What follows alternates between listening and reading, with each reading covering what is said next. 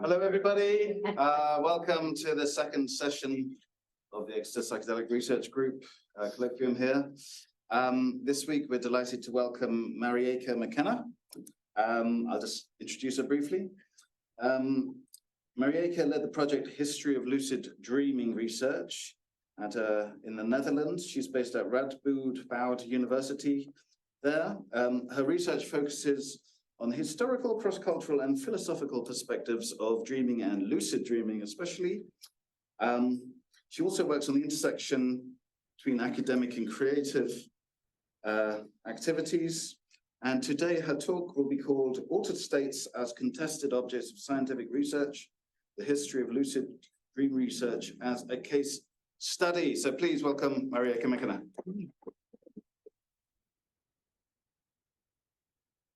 Thanks, guys, and sorry about the technical difficulties. Yeah, I'm really excited to be here all the way from the Netherlands. I just arrived last night. And yeah, I just wanted to say it was kind of strange focusing on this with everything that's happening in the world. So I think quite a lot of us are probably feeling that right now. So maybe one of the things we can do at the end of the talk is reflect a bit on how work in dreams and psychedelics can help any type of societal influences or changes. I think it's a really important question to be asking. Yeah, I wanted it to be part of the talk. So I've kind of changed the approach that I was going to take with this talk. So first, what I was going to do was really focus on a comparison between the history of psychedelic research and dream research. Then I decided, actually, that's something we can kind of get into a bit more in the discussion, because I figured quite a lot of you guys will probably know a lot about the psychedelic history, right? And so I decided to go more into kind of like cross-cultural overview of the ways that dreams have been viewed and treated in history. And then we'll go into kind of more like lucid dream territory and kind of wacky stuff that's happening over there. So let's see. Yeah. So yeah, I studied philosophy and history of science, and I got asked by the Max Planck Institute for History of Science to lead this research project, which was specifically focused on the history of research on lucid dreaming. So it's the first oral history examination, so I did a lot of interviews with people, of the emergence of the lucid dream as an object of scientific research. It's part of the Junge Akademie funded collaboration between the practices of validation in the Biomedical Sciences Max Planck Research Group and the Donders Institute for Brain, Cognition and Behaviour. So that's the institute that studies the neuroscience of the sleeping brain in Radboud University in Nijmegen. So dreaming, we spend a third of our time on Earth asleep, an average of 26 years. And about 25% of our sleep is REM sleep, which is a sleep phase during which usually dreaming takes place. There's some kind of debate over there, but generally that's what we can say about it. So that means that on average, we spend 6.5 years of our life dreaming, and that's not even counting daydreaming, mind wandering, hypnagogia, and all these other states that I think are related to this spectrum.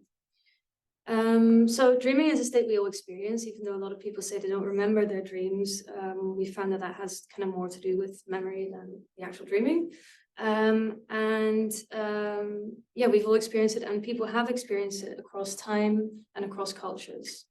So it's thus quite remarkable that dreaming has been it has been studied, but it's relatively understudied and discussed in the history of academia and science.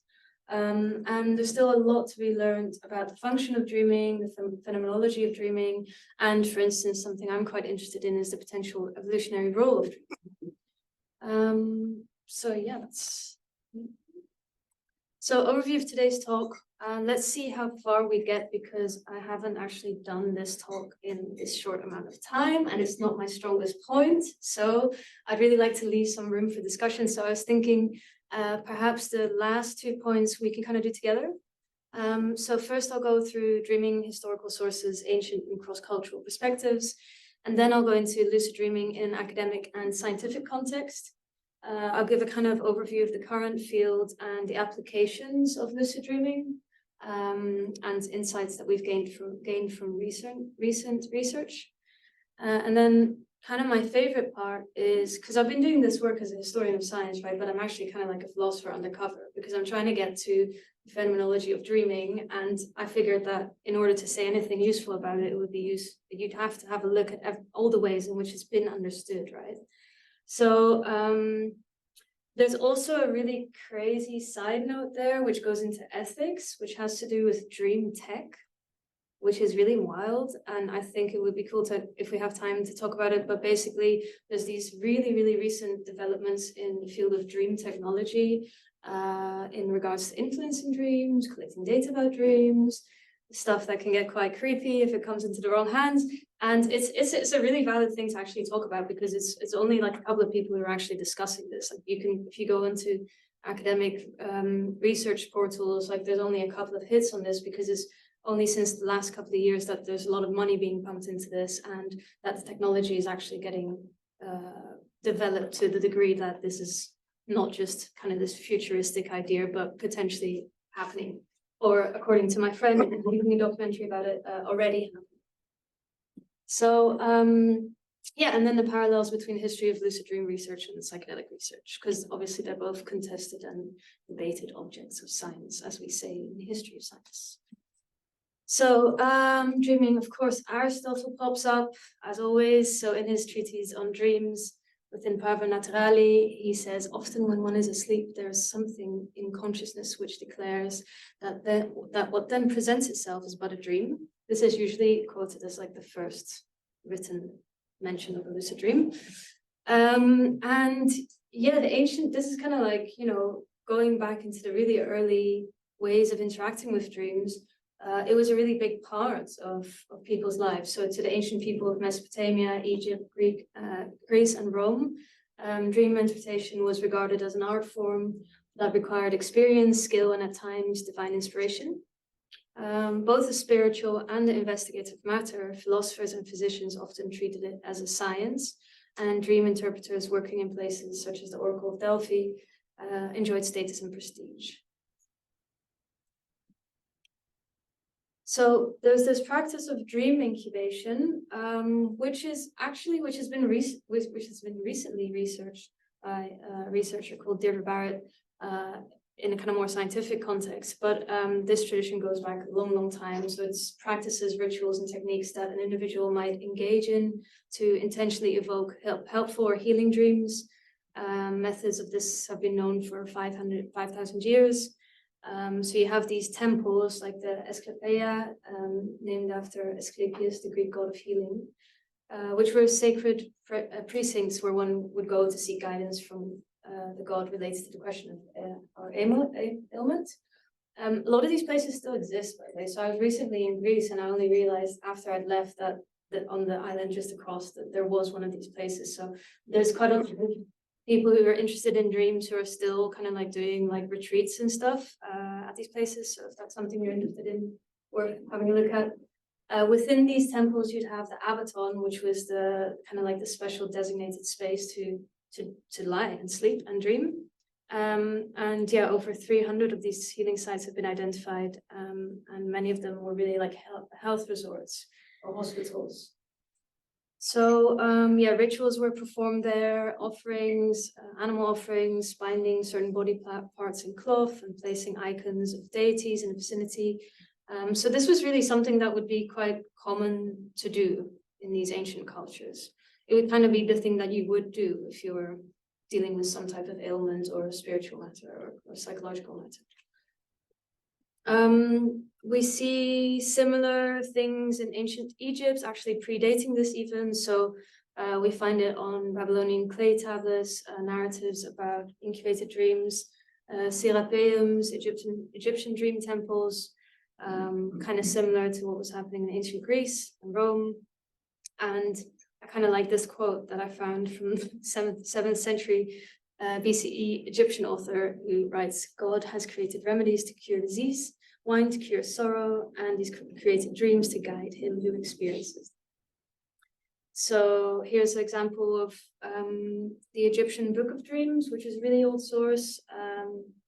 And let's see, yeah, so it's interpretations of dreams. So that's kind of different thing. So you have writing about dreams, but then you also have interpreting the actual dreams. So there's dreaming and dreams an sich. So this is one of the earlier sources that really looks at how to interpret dreams, and it's like a guide.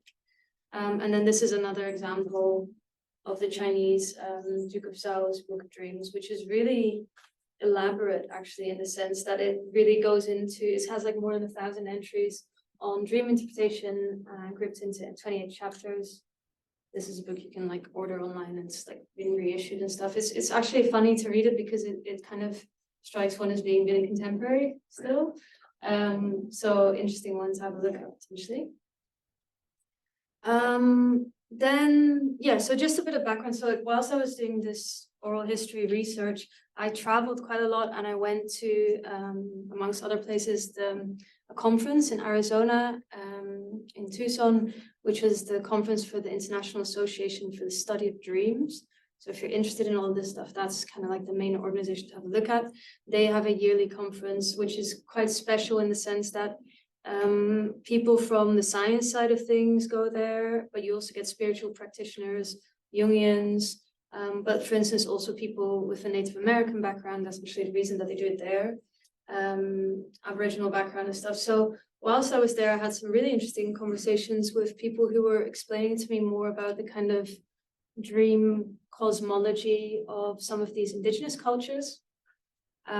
So there's a big difference here with kind of like Western tradition, where that dream practices are considered of value not just for the individual dreamer, but the community at large. So the importance is more focused on the shaman community who's interpreting these dreams, there's a lot of speaking of receiving dreams for others or for society, and guiding dream journeys. And so it's about healing, but also very much about prophecy and safety of the community and empowerment. And this is still, I mean, this is an ancient tradition, but it's still very much part of the contemporary culture of these peoples. And there's a different ontological framework here. So dream characters, human or other, are seen as ontologically real. And so that's kind of, I mean, in ancient Greece, of course, that would also have been the case, but in most contemporary Western contexts, that's not really the case. And so dreams are really vehicles for messages and insights from spirits, or in a Native American culture, the great spirits. Another really interesting kind of take on it is from the Aboriginal context in Australia. So central to their cosmology is this thing that they call dream time. And it's been emphasized in a lot of writings about this, that it's very hard to grasp this concept thoroughly if you're not within this culture, because it's so fundamental to the way that they see and feel cosmology. But in a kind of like probably westernized way of saying it, it's an ancient time during which the world was created, where ancestral spirits continue their existence, and access to dream time is possible through artistic endeavors such as dance, but more directly through lucid dreaming. So in this context, lucid dreaming is really important because you're basically enabling contact with your ancestors, other spirits, etc. Let's see. I don't know why this is not going. Yeah. Okay, so then of course you have the big Abrahamic monotheisms like Judaism, Christianity, Islam. This was interesting because I was diving into all these different branches, and obviously you think, okay, well, you know, there will be a lot of stuff on dreams in any context that you look at, but actually I found that, and this is a kind of overgeneralization, but in comparison to other traditions, dreams don't function as a really important central aspect of spiritual practice, as stated in the Eastern traditions, or as a communication with the divine necessarily. And actually in the context of Christianity and Islam and Judaism, quite often people who do claim to have contact with the divine through their dreams were, let's say, not really in a good relationship with institutionalized religion, because of course it means that you have this individual power with a direct contact with God, which is something that, you know, they would quite often want to keep for themselves. That's a massive generalization, but it's just to illustrate that there's a different kind of like dynamic between the individual's relationship to dreams. And of course, I'm basing this on different types of sources. So it's also maybe true that in these periods, people were not writing as much about their dreams, but they were experiencing, so that's something to bear in mind. Someone that, of course, did come up is Hildegard von Bingen, the Christian medieval mystic. So she had a lot of visionary experiences that are really interesting, actually, and involved direct contact with God. And yeah, I was at a workshop in Hamburg with some people doing work in medieval studies, and it was specifically related to this question, like, can we kind of retrospectively say that maybe that was a lucid dream? Most people in medieval studies don't like it if you do that. But if you kind of look at some of the descriptions and you kind of place that in our contemporary way of understanding it, and also neurologically, there are indications that Hildegard von Bingen might have had, what might have been epileptic, which is sometimes something that causes lucid dreams. So anyway, that's a matter of debate within history, but yeah, it's kind of maybe interesting to have a look at. And in the Sufi tradition, we do find a real kind of like focus specifically on lucid dreaming. And there's kind of like historical reason for that as well, because in really far back, they would have been in touch with a lot of the Hindu tradition, for which, as I'll say in a minute, it was a really big thing. But yeah, for instance, in the writings of the Sufi master, Ibn al-Arabi, he said he saw lucid dreams as experiences of great value, stating a person must control his thoughts in a dream, and the training of this alertness, again, it's about training it. So it's one of the earliest kind of examples of seeing lucid dreaming as an acquirable skill, will produce great benefits for the individual. So everyone should apply himself to attainment of this great ability of great value, such value. Yeah, so lucid dreaming specifically, now we're kind of going more into lucid dreaming territory.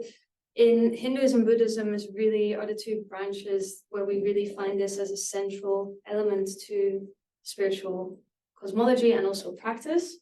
So by the way, I've decided to put quite a lot of text on all these slides, also for if you want to like reread stuff, because there's so much information, but like you don't have to read it all now, but like I'm just kind of like skimming through. It's also for myself to have the notes, but yeah, there's just so much to kind of like talk about that I think it's good to kind of be able to go back to it and say like this. So Hinduism and Buddhism, we find that due to the difference in spiritual cosmology, again, lucid dreams serve a different type of goal. So they take on the form of a spiritual practice.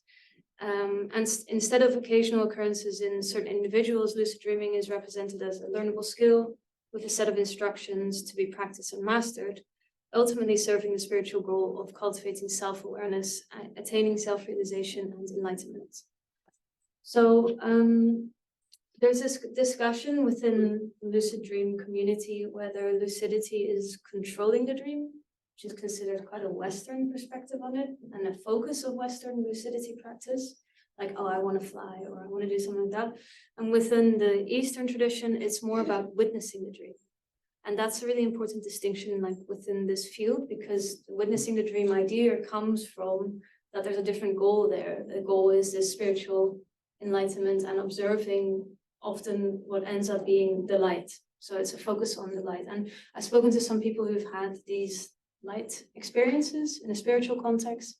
And many of them feel that they've been very transformed by that. So yeah, very strong mystical experiences associated with this practice. Hinduism is kind of like the first place where we find specific references to lucid dreaming, but it's in a kind of different context than the way that we would understand it now. So it's more understood as so this word yoga nidra, perhaps some of you guys have heard that. It's also something like if you go to a local yoga school here, they'll probably have yoga nidra practice that they offer. This is the roots of that practice, and it's called kind of like more like the sleep that is yoga, or the sleep caused by yoga, or the sleep of yoga. And it's understood more as the sleep of the goddess Vishnu specifically between the cycles of the universe. And in later appearances of the term, it designates a deity. This is always a kind of like murky field to go into because you have all these different translations of these really ancient texts. So you're always going to find kind of like different wordings in different language. I even found differences in the Dutch translation and in the English translation and in German translation. So it's clear that here it doesn't really designate a practice, but more a state of being, and sometimes also a deity. where it gets really kind of interesting for the sciencey side of things is this yoga nidra in a westernized form is a meditative relaxational practice, often including guided meditation. Just curious, how many of you have tried yoga nidra? Is quite a lot, actually. Yeah. And did you have any interesting experiences with it? Yeah, it can be quite profound. I actually got into researching lucid dreaming because I had a really severe concussion and I had to spend a lot of time in bed after a bike accident. And I started doing yoga nidra quite intensively, and I started having really crazy lucid dreams, and that's kind of how this whole research project came about. So this is like, I wanted to put this in here because it can be, in my own experience, quite a profound way to get in touch with this realm. So yeah, rotation of you can find all this stuff online with like instructions and stuff, focusing the attention of the mind on one part of the body into another in a definitive sequence, paying attention to the breath, sensations, etc. The really kind of crazy thing that happens with yoga nidra is you get these hypnagogic imagery quite often. And what I find interesting is that I've been speaking to some people with aphantasia, and that means that you don't have visual imagery or not in full spectrum. And this is usually a kind of state where people do have, even if they have aphantasia. So there's something different happening with the configuration of the brain. This is me hypothetically saying, this has not been proven, but I think that would be an interesting line of research, for instance, because there's a lot of accounts of this. And yeah, so it's the goal of yoga nidra in the Eastern context is learning to navigate that liminal space. So rather than falling asleep, you want to stay in that liminal space, which would then lead to potentially a lucid dream. And in the lucid dream context, that's called a wild, wake-induced lucid dream, in opposition to a sleep-induced lucid dream. So you're going into sleep first and then waking up in the dream. So there's different methods, basically. Usually when I talk about lucid dreams, people are very interested in the methods because they want to try it themselves. So that's something, if you want any like links or stuff, then we can talk about it after the talk. Let's see. Yeah, so this is, I wanted to put this in here. It's a long text, but I wanted to put this in here because the Buddhist tradition is actually really quite important in the contemporary practice of lucid dream research in science, because some of the techniques that we use in the laboratory are actually taken directly from this Tibetan Buddhist tradition. So again, it focuses on certain meditative techniques, and my own experience with it was that it was very effective, but the data also shows that it is one of the most effective ways to induce lucid dreams. And yeah, the spiritual context of this is interesting because originally the idea was that this form of meditation was really only reserved for some of the most accomplished yogis. So it was really kind of, it wasn't something you just kind of mess around with and try in the beginning. Like it was really something that was, you had to earn your stripes before you get initiated into this practice. Because the idea is that if you master this practice of witnessing the dream state for what it is, that it would eventually also be the same, that if you die, that you realize that the death is also the dream state, right? So there's a kind of like parallel there, which has to do with their framework of attaining nirvana upon dying, and by employing the dream practice at the time of death, the idea is that you'll be able to reach what they call the radiance of the interim.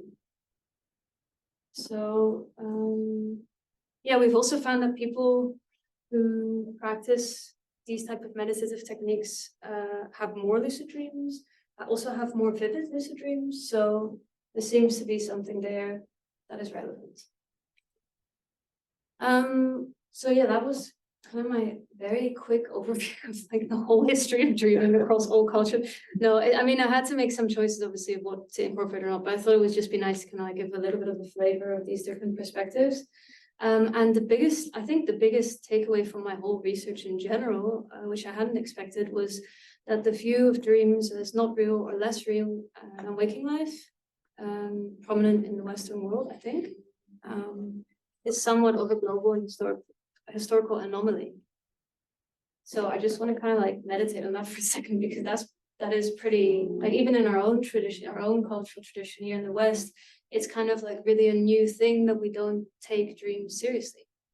And so my task was kind of to trace, like, why is that? How did that happen? Not just why has it been rejected by the scientific community, but also what has the influence been of institutionalized religion, for instance, on our own interaction with our dreams.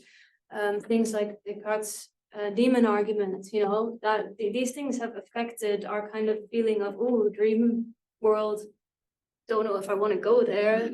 So yeah, historically, dreaming and lucid dreaming have a strong relationship with spirituality. So maybe it's not so surprising that as spirituality kind of like diminishes in society, or at least in an institutionalized context, that dreams kind of go down with them.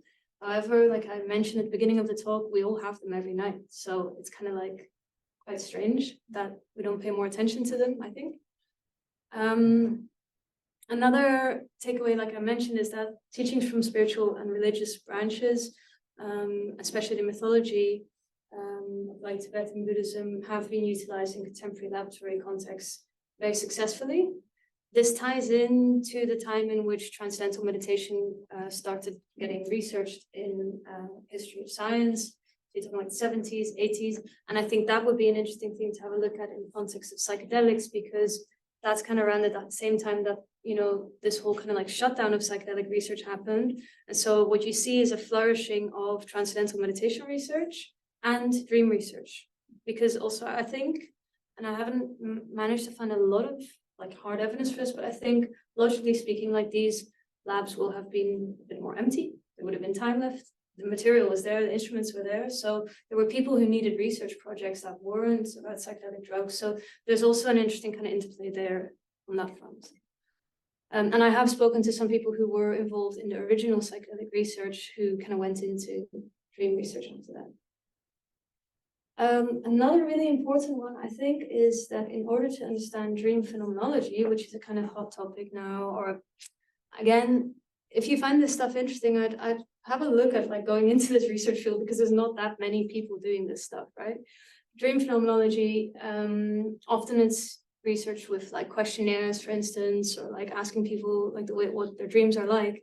However, going through all these different cultures and all these different time periods, I think it's really important to not just look at modern Western subjects who in a scientific context are often, you know, undergraduate students who, you know, are answering some questions, but also to look at cross-cultural and historical narratives, so, and cosmologies and ontologies, because that does influence the way that you experience your dreams, right? As it does influence the way you experience your waking life. But I think it's important to take that into consideration. And then a big question that I was asking myself was, to what degree would the historical relationship between dream state and spirituality have hampered the establishing of dreaming as a valid object of modern scientific study? That turned out to be a bit more complicated than I initially thought, with lots of different elements playing around. I don't have time today to go into all of them, so I'm gonna like give you a quick kind of like overview, I think. Now we're kind of getting into the more kind of like modern realm. So what is a lucid dream? How many of you have ever had a lucid dream? So almost everyone. Yeah. A lot of people who have lucid dreams also forget them, because we tend to forget most of our dreams. So even if you don't remember having a lucid dream, there's a good chance that you actually have had one. And yeah, it's defined as a state of consciousness that occurs during sleep, characterized by the awareness that one is dreaming. And additionally, the dreamer can sometimes control the dream. However, this is not considered to be an essential feature for a dream to be characterized as lucid. And again, if you speak to someone who's working in the Eastern tradition, they're not going to say the dreamer should control the dream. They're going to say the whole point is to not control the dream if you're lucid, right? So again, you have these different definitions, but this is the kind of definition that the kind of Western science realm focuses on. Yeah, I kind of found that this Frederik van Ede, who's always been credited as kind of like giving it this name, actually wasn't the first guy. I mean, this is really kind of like history of science stuff, so I don't know how interesting it is actually for you, but the main point with this is that there were a couple of people like in the 19th century in this kind of like bourgeoisie European context who were talking a little bit about lucid dreams, but the the sources are really limited. There's only like 4 or 5 mentions. And so I thought, like, surely people like Freud were talking about it, right? Turns out, no, not really. Van Ede was in touch with Freud. He actually studied with Freud, and he like sent him letters saying, hey, like I'm interested in this thing, had these experiences, because Friedrich van Ede kept a dream journal all his life. And Freud very clearly was like, no, because it doesn't really fit his framework, right? So it was also kind of, even by people who were talking about dreams, it was kind of neglected as a topic because it wasn't really fitting into that kind of like psychoanalytic realm of dreams, right? Especially the Freudian version. So somehow lucid dreams kind of like kept getting pushed away by all these different contexts. Here's just some figures for you. This is from recent research. Martin Dressler, who is my boss at the laboratory. The laboratory in Nijmegen is the biggest laboratory in Europe that researches dreams, lucid dreams specifically. There are a couple of other places. Again, if you're interested in practical stuff like that, let me know. And a lot of PhD students there, and there's more and more funding also for this topic. So that's interesting. 1/2 of the general population know the phenomenon from personal experience. Approximately 20% have lucid dreams on a monthly basis. I was quite surprised. I thought that was quite a high percentage. And only a minority of approximately 1% have lucid dreams several times a week, and that's usually people who are really like actively sit in this state. However, lucid dreaming is a proven acquirable skill. This is also the reason why laboratories are so interested in finding out what the most effective way is to induce lucid dreams. That's like the big research topic at the moment, because if you run a sleep laboratory, you've got 2 people working there and all the machinery, it costs a lot of money. So if you're having someone to come in who you want to study lucid dreaming with, you kind of really want to get them to get lucid. So this is like the real research focus, because this is like the financial concern behind this research is like, you know, if you're researching psychedelics, you give someone a psychedelic, lucid dreaming is a bit more complicated in that sense. So some of the subjects who come to the laboratory are very experienced lucid dreamers, but then you get this kind of argument from some other scientists that are like, yeah, but if they're really experienced lucid dreamers, are they good objective subjects to ask the questions? So there's a lot of kind of like complications in the, and I mean, there's a lot of people spending a lot of time thinking about this, but it's sometimes a complicated field for some of these reasons. Age differences, children have more lucid dreams. I suspect it has something to do with the development of the prefrontal cortex, but that's early research still being conducted.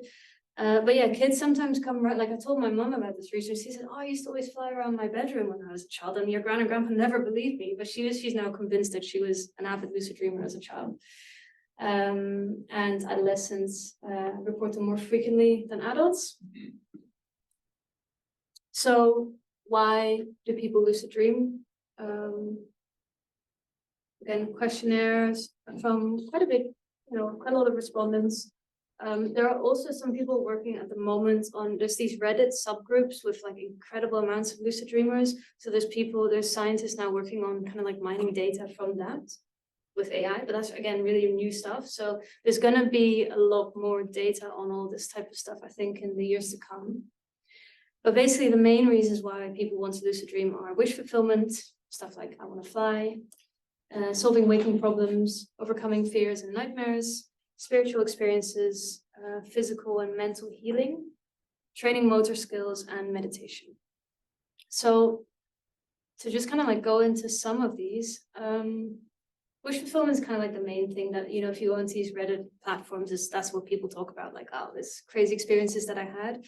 Solving waking problems is an interesting one because there's actually quite a lot of examples of scientists in history who were lucid dreamers, or artists in history who were lucid dreamers, who really used this as part of their practice.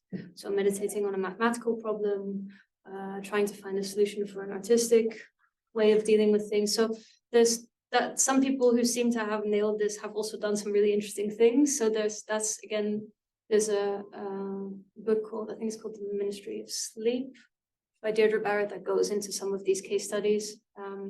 Like Dali and John Lennon wrote a lot of his songs in lucid dreams.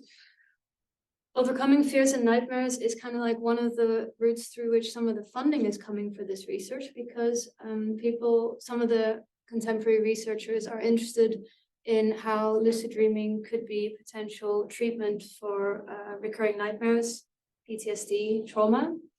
There seem to be some very promising results on this front, in the sense that people who have these extreme recurring nightmares, who've had some type of traumatic experience, if they get taught how to, if they manage to become lucid in their dreams, they can actually confront the thing that is running after them, saying something to them. And I've spoken to some people who, for privacy reasons, I can't tell you the details of what the dream was, but people who've had some really serious things happen to them, who were very unhappy with their lives, and who have kind of done this as a kind of last resort, and who've had some really transformational results, because you're basically kind of like going straight to the core. So it becomes a bit psychoanalytical, right? So it's like really like facing whatever the thing is that is upsetting you.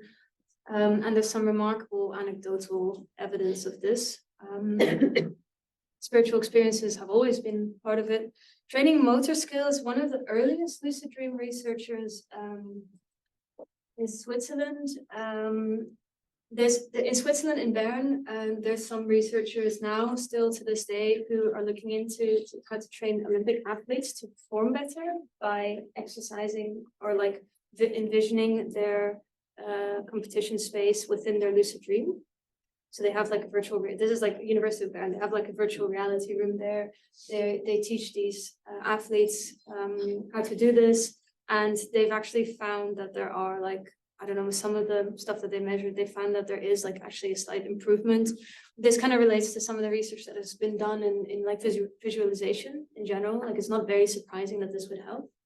And you know, in like competitive sports, the tiniest difference can make the difference of gold or silver. So it's, again, sports obviously is a context where there's a lot of funding. So that's kind of like also a crazy way in which some of lucid dream research is being funded, is actually through sports science. The facilities in Bern are like exceptional. So I was, again, very surprised. Yeah, training motor skills and meditation. The popularity of yoga nidra as a thing to do at your local yoga school, I think, proves that it's also quite effective for a lot of people in that sense. I just put this in here because I think people like to see it. Basically, this is the stuff that helps you lucid dream. I found that Blue Lotus is especially effective.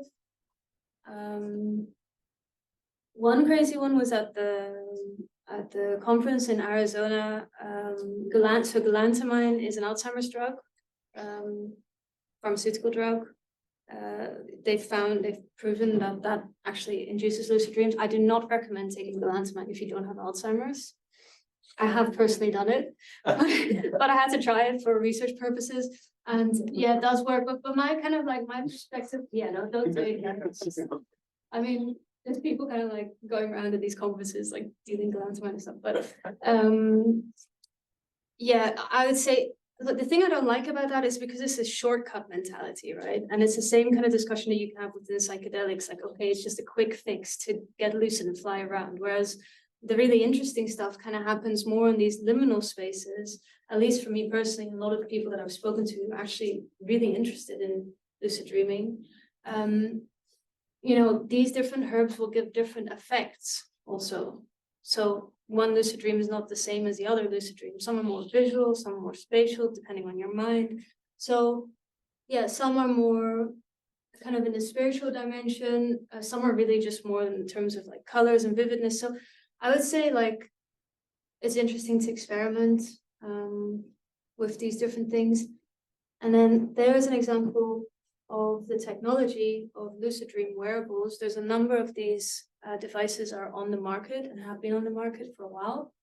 You can buy them, they're expensive. They're not necessarily proven to really always work. So I'd say just try Blue Lotus first.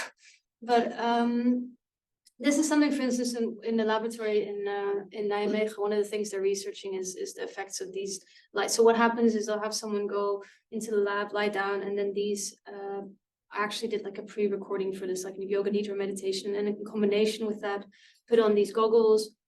Then you say to someone, okay, when you see the lights, you'll get lucid or something like that. And then that, it does tend to help people kind of remember because you can see the lights through your eyelids when you're asleep. So when you're dreaming, you see these flashing lights and you think, oh yeah, I'm wearing these goggles and I'm actually lying in a laboratory and I'm now dreaming. Okay, so that does work. People have experimented with this a lot. Some people are really excited about this. Yeah, different ways to go about it.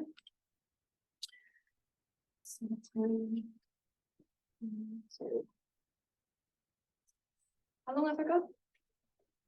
You've got about 5-10 minutes. Okay.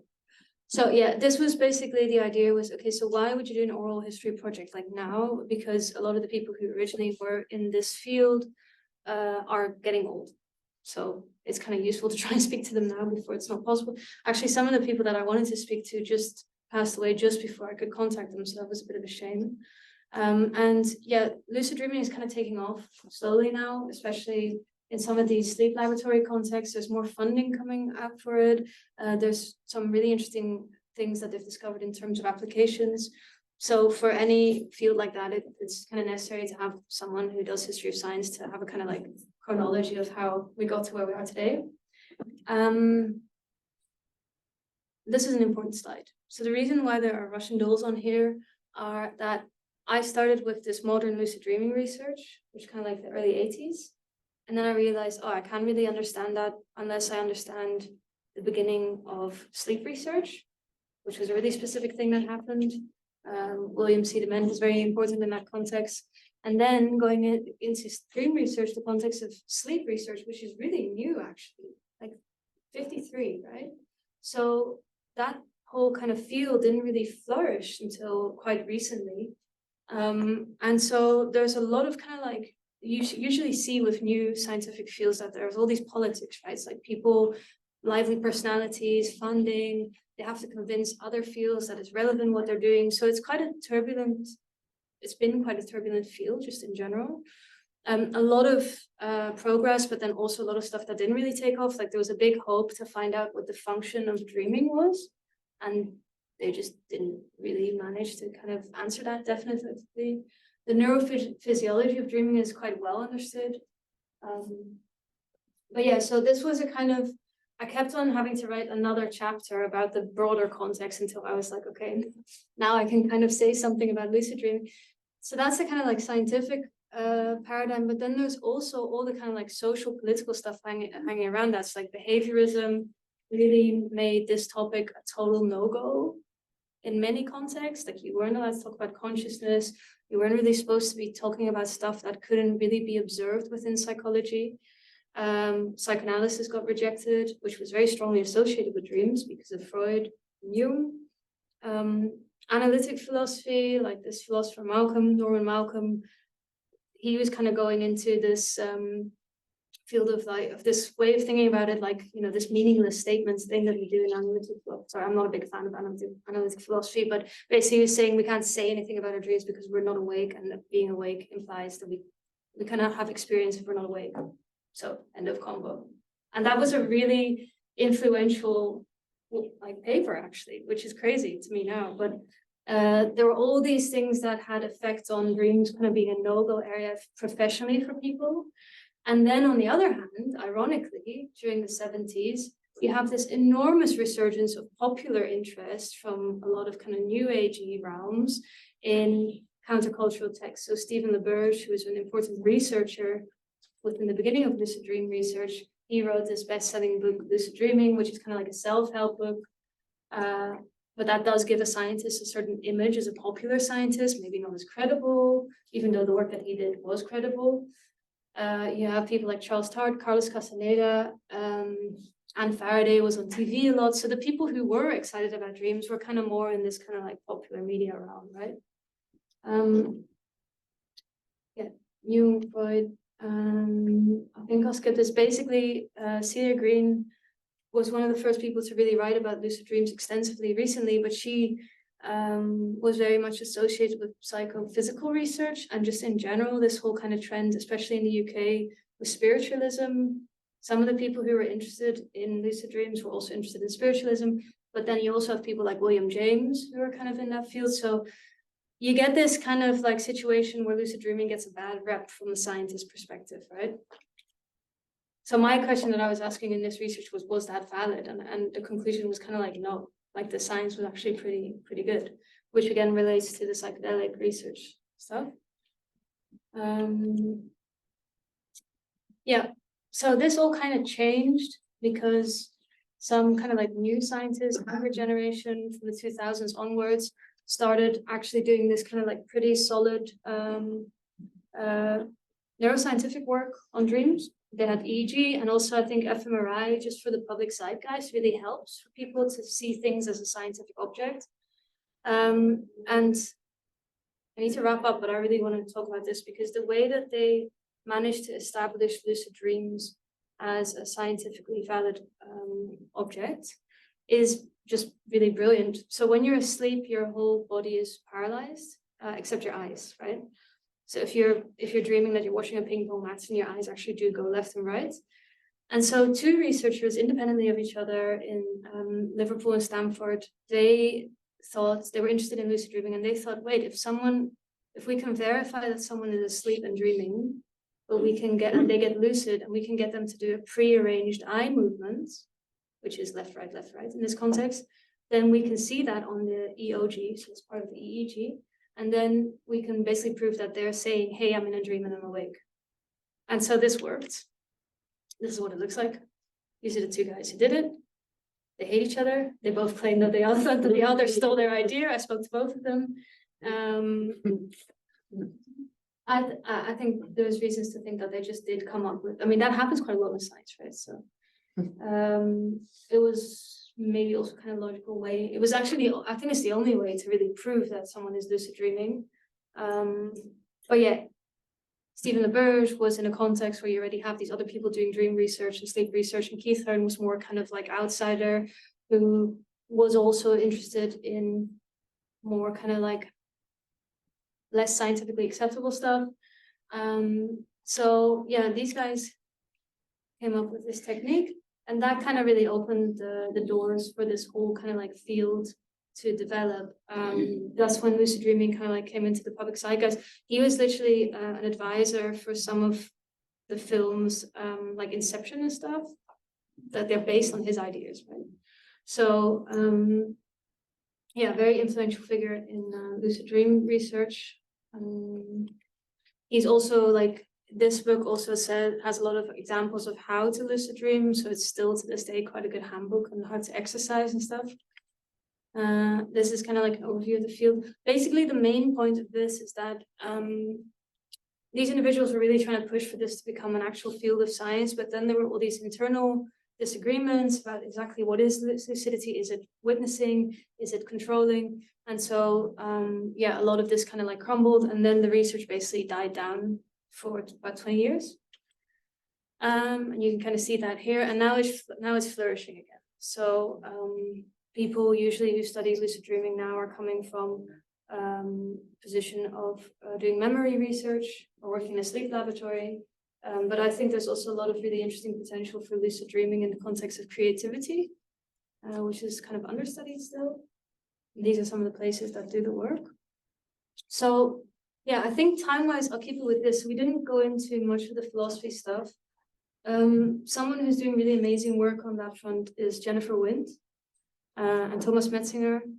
Those are two names to remember if you're interested in philosophy of dreaming and phenomenology of dreaming. And yeah, I think for now, I'll wrap it up so we have some time for questions, I guess, and maybe some discussion. Thank you for listening.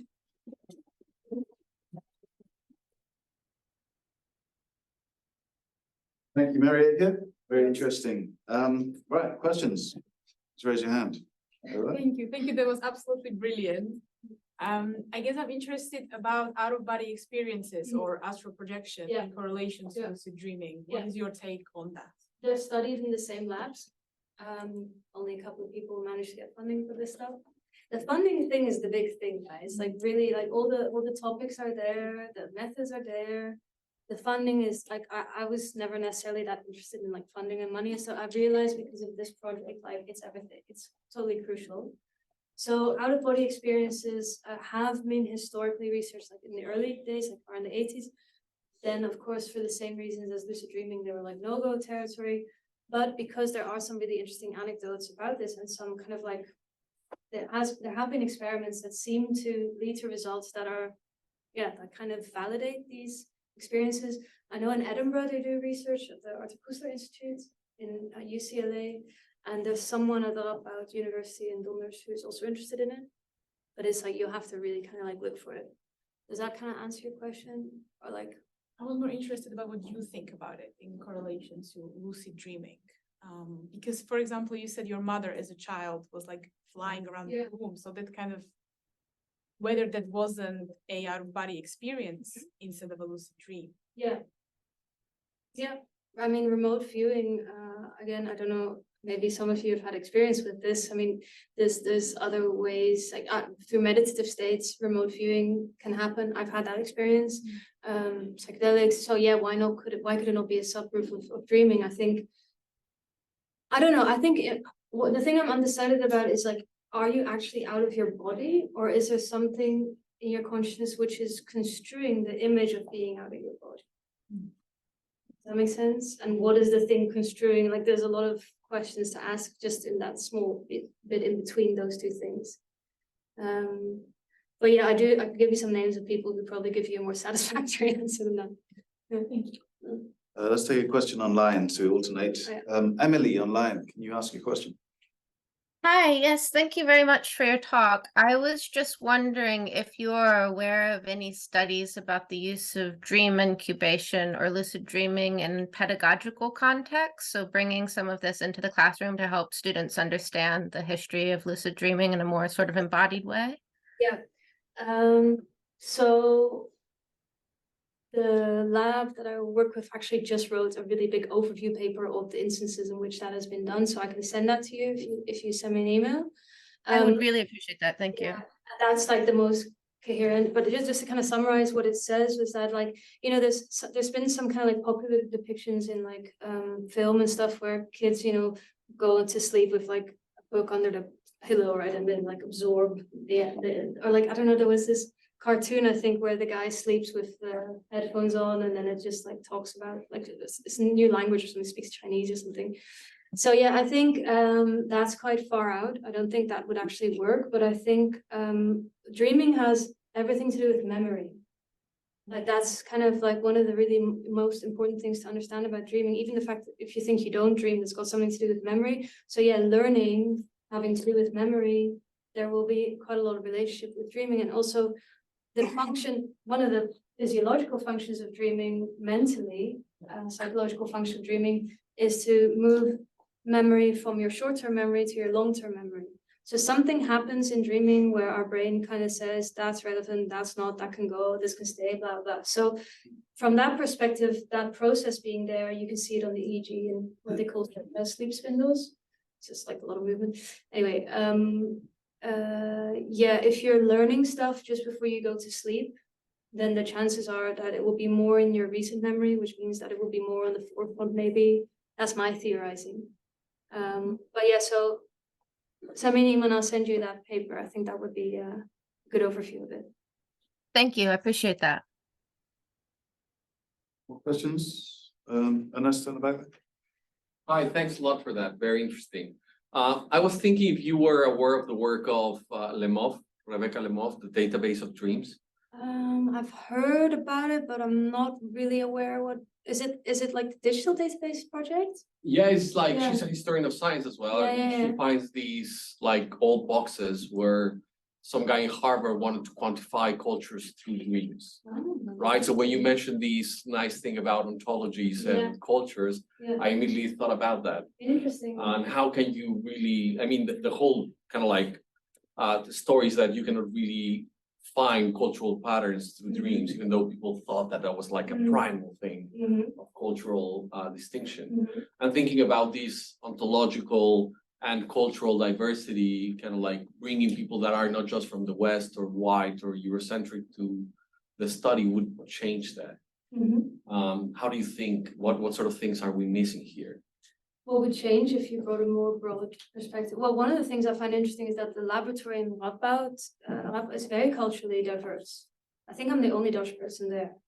And so even that, like for instance, I've witnessed some of the conversations about like designing the experiments. There's like stuff that happens there that you're like, oh, okay, yeah, that's a different way to look at it. Or like language, the role that language plays, even in designing an experiment, for instance. That's something, because most of these people are not native speakers in English. There's quite a lot of like miscommunication, which sometimes can lead to really interesting stuff because it's more abstract. So like, you know what I mean? Like I was thinking about it more from a kind of like philosophy of language perspective. Culturally, what could the value be for, I mean, I don't know, I just think different ways of experiencing the world. Like it's the same as waking life, right? Like it's just relevant to have a broad spectrum of it. I mean, it's also a political thing. Like a lot of our scientific data is tailored to the average white male, even not even women, like male, especially medical data. And sleep research is also often conducted on, you know, young people, for instance, because they need to get people in who want to stay there overnight. Well, give a student 30 quid and they'll do it. But the average person will want to go and lie in a sleep lab. It's not comfortable. They try and make it comfortable, but it's not that great, you know? So it's like that's all stuff that kind of bleeds into the results that you get. But something maybe we can talk about more later. Yeah. More questions, Steve? Hey, thanks for that. That's great. I was just wondering if melatonin as a substance had kind of come up at all in all the research you've done. I know you weren't looking at things neurologically necessarily, but it's, you know, a reasonably sort of hypnagogic state, and that's producing the pineal eyes and everything like that. Yeah. So I wondered if it come up at all. If it hadn't, I've got another question about nightmares, and are they always a bad thing, as it were? Because I feel that they're presented a bit like that in basic psychological literature, that you know nightmares are generally bad and associated with poor mental health. Well, are bad trips a bad thing? I think it's a very similar thing, right? I mean, it depends. Like there are people, you know, if it's a specific recurring nightmare that is related to a specific event. For instance, I spoke to someone who had accidentally killed someone in their car. Like he was speeding and he hit someone, and he actually had gone to prison for it. But it was when he was quite young, he was like 16 or something, and he had this recurring nightmare of every night of seeing this person's face just before they crashed, right? So this like immense feeling of guilt, and he was basically suicidal because of this. He was just like, I just feel too guilty. I can't live with this guilt.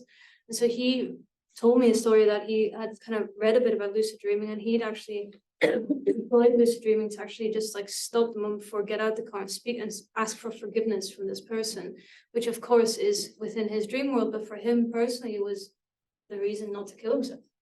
So yeah, as a kind of like way of processing things, there's also a lot of work with, for instance, sexual abuse survivors, veterans.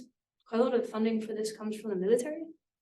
So there's your question was, are nightmares a bad thing? I don't think they're a bad thing because they point to unresolved psychological issues, right?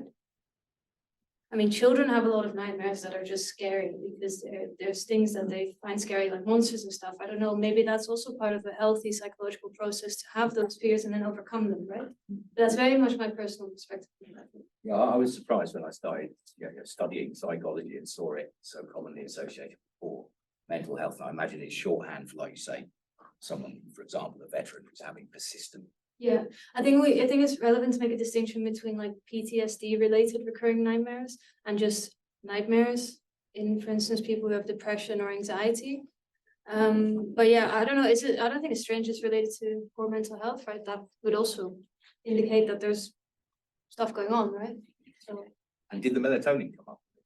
Well, melatonin is important physiologically to get to sleep, right? But it's not necessarily kind of like psychoactive, as far as I know. Like it's just important to get into that state. But it didn't come up at all in the researchers didn't mention it. I'm just kind of clutching at straws to try and come. Not that I remember it being particularly relevant. Yeah. I know it's not good to take melatonin all the time, for instance. That's also one. Yeah. So yeah, it would influence your natural ability to get into sleep and stuff. But that's then you really, I mean, I'm not a doctor, so yeah. James? Thank you for your talk. I really enjoyed it. I want to ask about cross-cultural phenomenological studies. It's something that you advocated for in your talk, and I wondered if you had a vision for what that would look like. You mentioned in your presentation as well that something like the Australian Aboriginal dream time is something that's just very hard for us to understand. I'm a psychedelic phenomenologist, and I think about this, about how much even approaching a person within a culture with an interview and asking questions from this kind of Western research position is going to automatically impose assumptions and things like that. So yeah, is this something that you've thought about, and what would your vision for a really good cross-cultural phenomenology of dreaming look like? So that kind of reminds me of being a student of philosophy of art and learning about like hermeneutics and like as a way to understand new realms, or like, and so I think that it's almost impossible to, like you say, it's almost impossible to expect someone, for instance, with a Dutch Scottish background like myself, to go and speak to someone who has an Aboriginal background and be like, okay, now I get your dream time, right? But by speaking to them, and for instance, I think there's a lot of, not just in the words, but I think just seeing like what like the look in their eyes when they're talking about it, examples of things that happen in dream time, examples of ways to get into dream time, then I can kind of get a feel for the borders of dream time, maybe. This is a very personal answer to that question. So I think also if you're working in phenomenology of psychedelics, people have such varied experiences, but I think having had the experience of dreaming or of taking psychedelic substances already makes you closer to understanding other perspectives, because you just know that your own standard perspective isn't the only basis, right? So I think that's a good starting point. But I think maybe it's a lot to hope for that we can get to like understanding everything, but that's, I think what we're doing is a good starting point, basically. Renee? Like, presumably lucidity isn't like an all or nothing phenomena, but a graded phenomena. How do you go about conceptualizing the graded nature? Yeah, so for instance, there's quite a lot of, there was quite a lot of work on this in the 80s, and then now recently there's some more people talking about it. So for instance, vividness, dream vividness, the dream characters, I think, don't quote me on this one, but I think, for instance, males more often have dreams in which they're the protagonists, whereas females sometimes have more like community-related dreams, where there's some kind of like social thing going on. Could be evolutionary, who knows? But there's all these type of things that you can statistically try and research. And then there's also just people's subjective phenomenological accounts. So for instance, I was doing this research and speaking to people, and I thought, I don't think I'm that visual a thinker. And then I started thinking, I think I have aphantasia. Then I decided, then I had a lucid dream, realized it wasn't the case. But that for me just showed like, wow, we all think that the way that we experience stuff is the thing, but doing research in these type of fields shows how varied it is. Also, for instance, I know people who have dreams where they're flying through outer space, and then quite a lot of people who just have very mundane dreams. Actually, most dreams are very mundane, but we remember the interesting ones. So if you're in a sleep laboratory and you wake someone up who's dreaming, so you can see they are, usually they'll say, oh, I was just walking through the supermarket or something. And every now and then there's something really crazy, but that's the ones you remember. So I think we also have an image of dreams being really wild and spiritual, and they can be, just like our waking life can be. But a lot of it is also just memory processing stuff. Comment on that quickly. That's really interesting that you say that, because my most lucid dream is actually one of the most mundane dreams I've ever had. And that's what was so like mind-blowing to me about it. I was just so mind-blown by the lucidity of it. I've had like more far out dreams where I'm like kind of aware, but not that aware. That are a lot more crazy. So I don't know, interesting. There's some work by one of the early guys, and he's actually German, but he was in Switzerland, Paul Tolai. He was really kind of anomaly because he was kind of coming more from Gestalt therapy, and he was kind of also a bit of an outsider in comparison to this group of faces that you saw and people that were doing this early research. He was really interested in dream characters. So he got people in their lucid dream, for instance, to pose mathematical questions to other people in their dream. And he wrote this whole like paper about that dream characters are really bad at maths. And you can find this, like it's online, like I can send it to you as well. So they're really bad at maths, but they give some really funny answers when you ask some creative questions. So this could have to do with, you know, the way the brain is working in your dream state, whatever. Anyway, it turns out dream characters are really crap at maps. Also, time clocks don't work that well. In general, digital devices don't work that well. There's some things that kind of seem to be defining or recurring in dream phenomenology. But yeah. Thank you for your talk. It's really interesting. So a personal anecdote is I used to practice lucid dreaming when I was a late teenager. I used one of those sort of eye with the lights. Use the wearable, yeah. I did, yeah, and it worked quite well. I did it for like the Western tradition of the most frivolous reason, to fly, to run fast, to do all that kind of stuff. So I fall into that template. Sex, by the way, it's flying sex. I could never possibly divulge statistical fact, right? But what I found really interesting about the experience, and I did it a lot over the years, is dreams kind of had a framework of rules about them. So I could do really grandiose things like fly or move really quickly, but I couldn't turn out the light with a light switch. Oh, light switch is really I couldn't read, like because the words would jump around. Yeah, reading it, that's one of the reality. And then you can't look at the clock face because it doesn't sort of tell the time properly. So I wondered whether you gathered from your experiences of speaking to people sort of any other strange rules or like the physics of dreams that are particularly interesting. The things you just mentioned, like the light switch thing, the reading thing, those are actually so kind of well known that people use them as reality checks. Like people use that if they're in a dream and they want to know if they're lucid or not, or if they're not, if they're lucid, if they are lucid in a dream and they want to know if they're dreaming or not, they will read a book and then you look away and then if you look back, it will be a bit jumbled, right? That's it. There seems to be something about focusing the vision that works differently in dreaming. I wondered whether it was something to do with minute detail, because if I would look at my hand, for instance, it wouldn't have the same modality in a dream. But then if I were in a forest or a garden, it would be more than real. It would be like hyper real. Yeah. So it's just I never really understood like the physics of dreams or the rules of them. Yeah. So I think there would be interesting to kind of go into the neurological domain and look at like what happens actually if you look at fMRIs, kind of like what elements of the brain or what parts of the brain are involved in this. And there's also like we're also in neuroscience we're kind of moving away from this idea like left brain, right brain, but there is some stuff going on there. So I think what you're saying could potentially be the same with these dream characters being really crap at maths.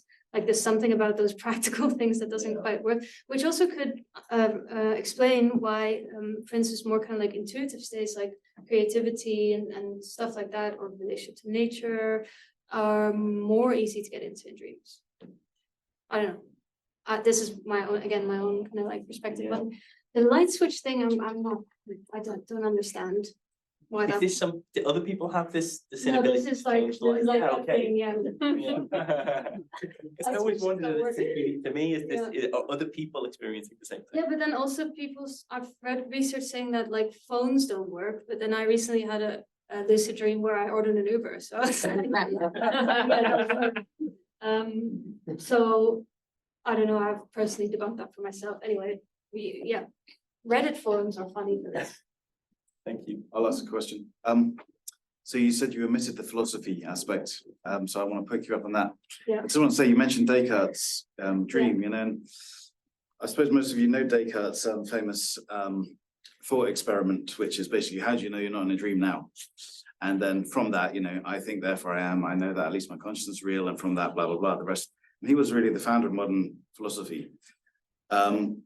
But interestingly, so the story goes, this was all inspired by a real lucid dream that he had. He had a lucid dream, and he suddenly realized, well, he became lucid. But then within the lucid dream, he started working out this philosophy of like, you know, how do we know the real world's not actually a dream anyway? And so in many ways, you know, you could say lucid dream, if that story is true, then the lucid dreaming is the beginning of modern philosophy, right? Wow. But anyway, my question was more general. What facets of philosophy are you looking at in relation to lucid dreaming? So phenomenology, I think, is a really interesting one. Like, I think it's also something that keeps coming up. For me, one of the interesting things is the way. So when you're thinking about consciousness, I think it makes sense to think of it as a spectrum, right? I think that's kind of, I think most people here would agree.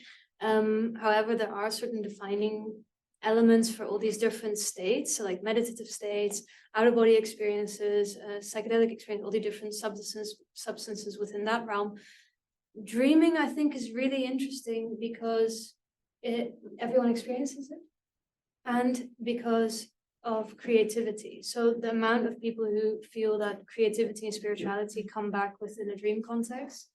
I think there's something that happens in, so let me explain this better, because it's something I think about a lot, but I'm not like there yet of like properly formulating it. But like basically when I think about creativity, I think about this kind of like temporal thing where you're almost operating in a domain of could be, potentiality. And there's something about the dream space that allows for that a lot, because you're not restricted by physics, you're not restricted by the actuality of the dream. You can, if you're lucid dreaming, you can change this, or experienced lucid dreamers can literally just stand here and say, well, I'll go somewhere else, and then it will be a different place.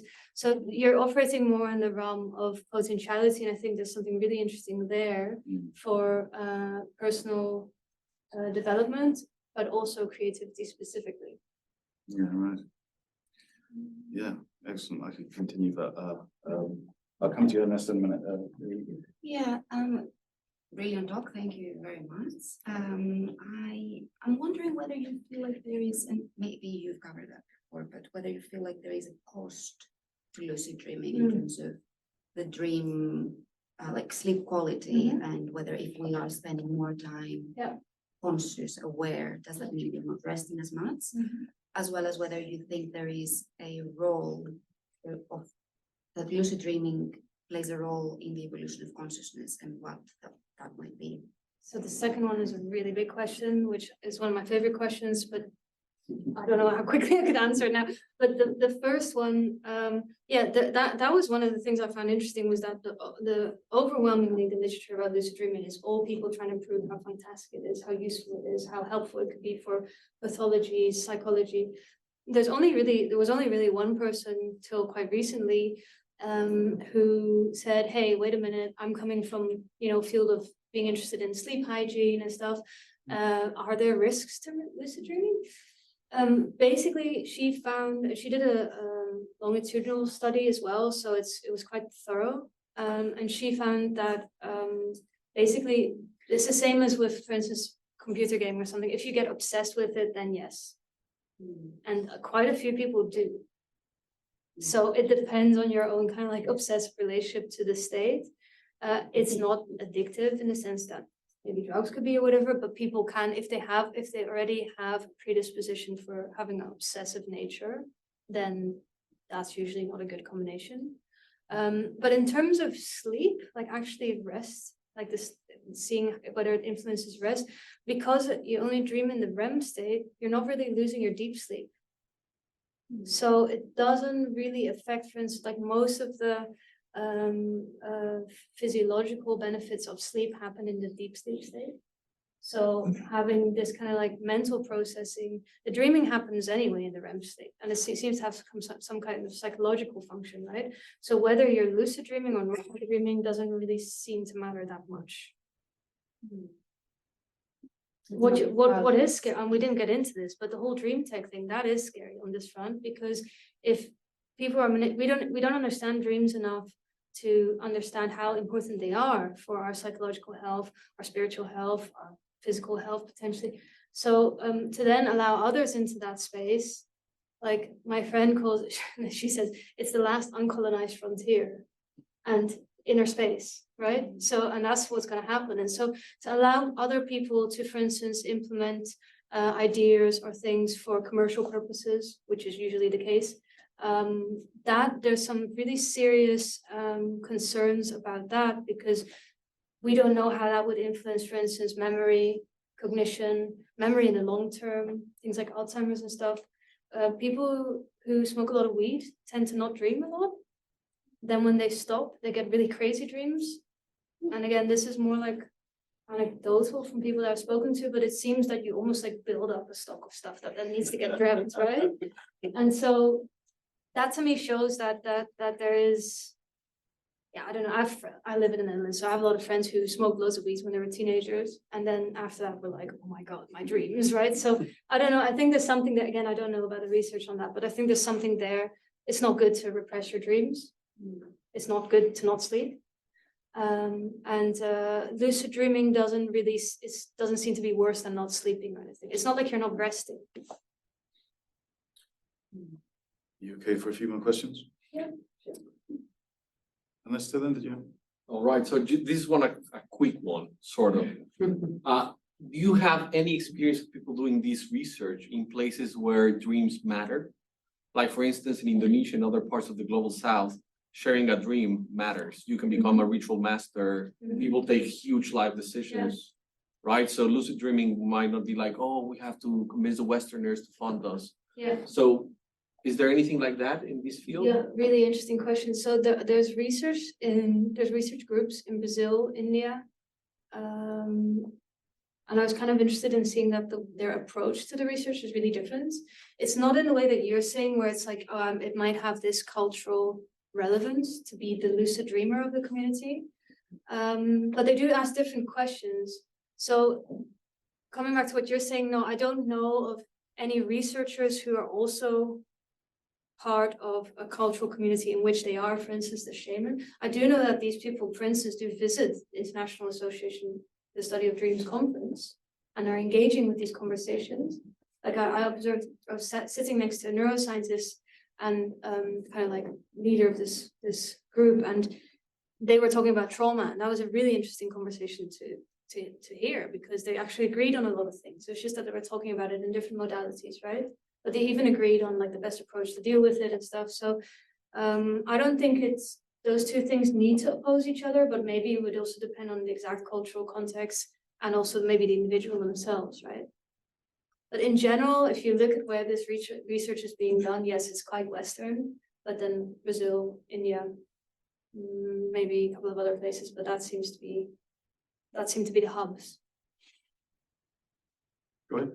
I just wanted to go back to the question of like negative consequences. So I think I saw like a few documentaries and heard as well like that you're just like increasing the risk like with certain techniques of sleep paralysis. So I was wondering like if you know any about that, if that's actually just like a myth or if there is like a higher risk in people actually suffering. So sleep paralysis is quite first of all, really not just like out of body experience, but sleep paralysis is a really interesting one because we have accounts of it in every culture before those cultures were speaking to each other and similar entities come up, like what the fuck. There's a film about that. Anyway, it's quite well physiologically defined what happens in sleep paralysis. This thing of your body getting paralyzed so you don't act out your dreams, so you don't start running around the bedroom if you're dreaming that's the kind of like thing, that the circuit that gets kind of like jiggered if you wake up but then your body doesn't work, right? I used to have it all the time. It's terrifying. And so I think it's kind of the other way around. I don't think lucid dreaming causes sleep paralysis per se, but a lot of people experience lucid dreaming because of sleep paralysis. I think that's that. And actually the first time I ever heard about lucid dreaming was maybe when I was 14 or something. And I had a really crazy sleep paralysis experience. And a friend of mine was like, oh, that's great. That's so cool. Then you need to imagine that there's a rope next to you and climb out of your body. And I was like, I don't want to experience this ever again. Like there was a demon there as well. And he's like, oh, just ignore the demon, but then climb out. So yeah, there are people who try, like basically what you're doing with yoga nidra is you're kind of getting into sleep paralysis, right? Sort of, you're kind of going there. So you kind of just like need to work through that phase, and yeah. Okay. I don't know, the sleep paralysis thing is like, from my own experience, I'm kind of staying away from Yeah, it. because the content is very specific. Yeah, I had some really weird experiences with that. So I don't know, but the cross-cultural thing seems to be really interesting in that realm as well. Old hags and stuff. Yeah. Let's have one more question, Michael. Yeah, can you speak a bit about the opposite of sleep paralysis? So kind of sleepwalking, sleep running, sleep finding the key to the front door and trying to get out. That kind of thing. Yeah. Like actually kind of quite complex movements. Yeah. So I'm not an expert on like sleepwalking. I'm also not an expert on sleep paralysis, by the way. I'm just kind of giving you guys a bit of an overview of the research that has been done within these fields. I know a bit about everything. But yeah, I mean, I guess logically knowing what I know about sleep and like the way that our body gets paralyzed in sleep, it seems that would not happen in those people. are they acting out what they're dreaming, or are they like, I have a friend who sleepwalks a lot and she doesn't dream the stuff that she's doing when she sleepwalks. Because we had a lot of conversation about it. So she just seems to, it's almost like a muscle memory thing that she'll get out of bed and like grab a glass of water in the kitchen kind of thing. And then I asked her, like, were you dreaming that you were thirsty or something? And then she's like, no, I don't know. Like, so maybe it's also, there's something there that's also just kind of like, it's like, for instance, like doing a key, yeah, it's complex muscle movement, but it's also something we do every day. So you kind of know it, right? I'd be more interested if someone starts doing some type of athletics that they've never done in sleepwalking. Like that would be interesting. But I think everyday movements kind of make quite a lot of sense. I used to dial the phone as a child. I used to go into the living room and like dial my dad's number and then like phone and then like hang it up again and go back to bed sleepwalking, which is quite a complex thing to do, right? Did you have one final question on the green t-shirt? Yeah, I was actually going to ask something very, very similar about Parkinson's patients who actually cannot get paralyzed when they're asleep and they actually punch people and all of that, whether they have tried, I don't know, like using lucid dreaming in order to potentially kind of like treat this, because it's extremely difficult to treat in any other way. Interesting. I haven't heard anything about that link, but again, like there's so much work to be done in this realm. Like if you have an idea like that, I think like for instance, researching lucid dreaming in relationship to Alzheimer's is one of the things that's now getting kind of pushed to the forefront. PTSD and stuff, but like Parkinson's, I haven't heard anything. Maybe it is there, but it'd be worth having a look into. Okay, well, can we all thank Marieke for coming?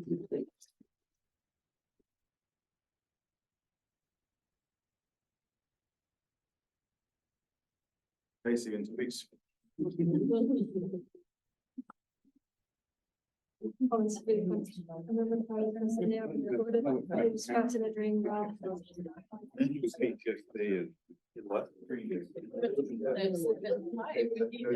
Yeah, sure.